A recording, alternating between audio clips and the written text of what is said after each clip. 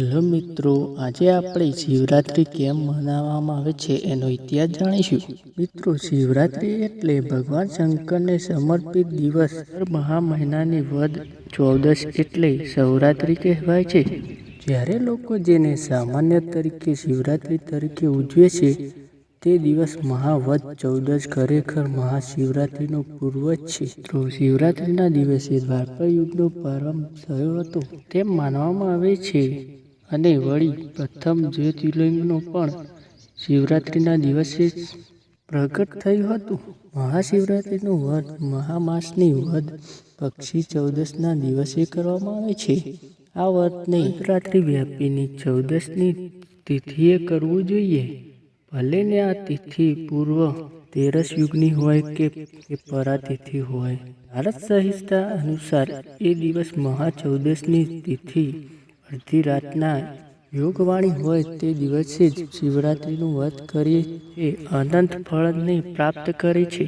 બંધના 3 પક્ષ છે: ચૌદશની વ્યાપી, નિશ્ચિત, અર્ધરાત્રિ વ્યાપી અને ઉગ્રવ્યાપી. વેદરાજ, નિર્મદ સિદ્ધુ તથા ધર્મ સિદ્ધુ વગેરે ગ્રંથો અનુસાર નિશ્ચિત વ્યાપી ચૌદશ તિથિએ જ સ્વીકાર કરવામાં આવે છે.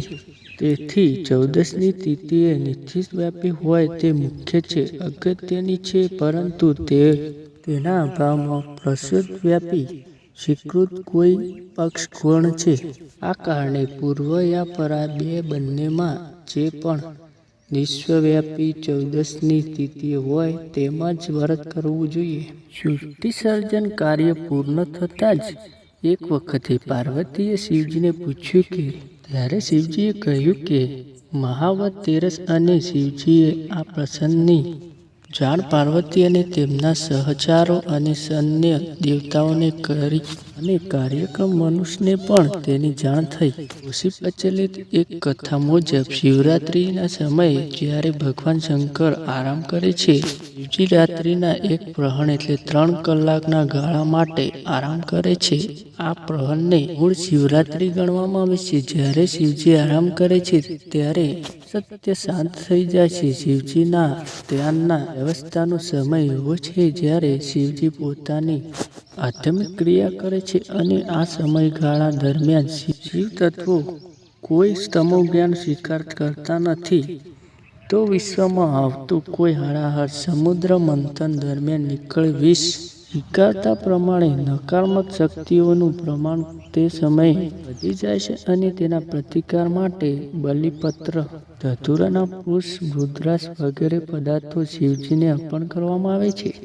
ભવનાથ મહાદેવ લોક ભાષામાં ભાવેશ્વર મહાદેવ તરીકે પણ ઓળખવામાં આવે છે. શિવજીના વારાણસી, કુરુક્ષેત્ર, નર્મદા નિવાસથી જ દર્શન લાભ મળે છે તેવું જ ફળ ભવનાથ મહાદેવના દર્શન માત્રથી જ મળે છે. સંત, શૂર અને સાવજની વરદ ભૂમિમાં ગિરનાર પર્વત પર બિરાજમાન છે.